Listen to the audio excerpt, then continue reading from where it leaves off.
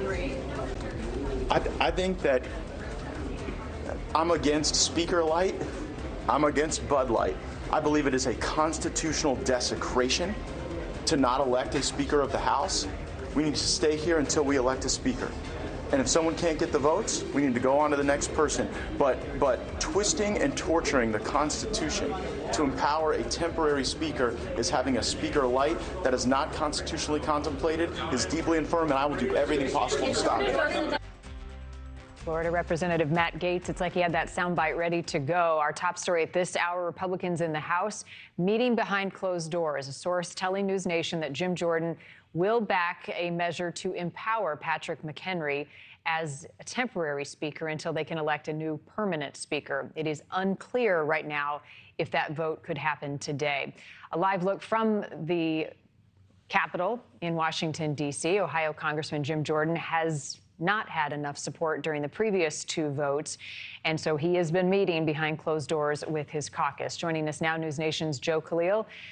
Joe, it sounds as though Patrick McHenry may need some extra bow ties in his suitcase. He may be in Washington dealing with more than he had planned for the week.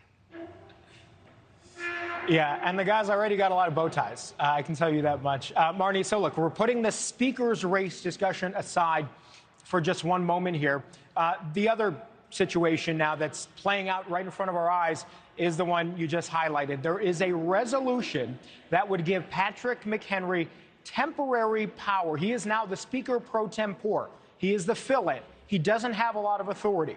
This resolution would give him authority that he currently doesn't have so that he can do things like open up the House floor, allow for certain votes, things like Ukraine funding, funding for Israel, funding for FEMA, for natural disasters, and government spending so that we avoid a shutdown, which, by the way, is happening in 27 days from right now if Congress doesn't pass any spending bills.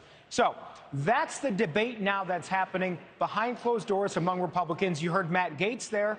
He opposes this idea. There are a growing number of people who you might consider the more hardline members, the same ones that ousted Kevin McCarthy. Those are the ones that are now saying they don't like this idea at all. Giving temporary authority to Patrick McHenry, in many ways, they say sort of undermines what they're supposed to do right now, which is actually elect a real Speaker of the House. On the other side of the House Republican Conference, you have people like Jim Jordan, plus the more establishment members.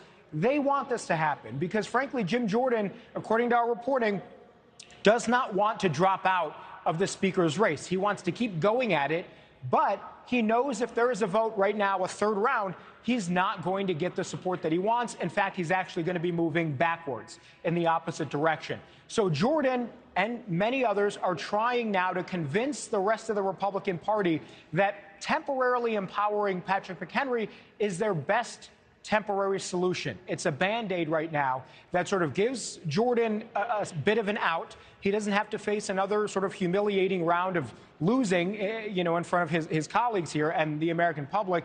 And also, it allows the House of Representatives to continue to operate.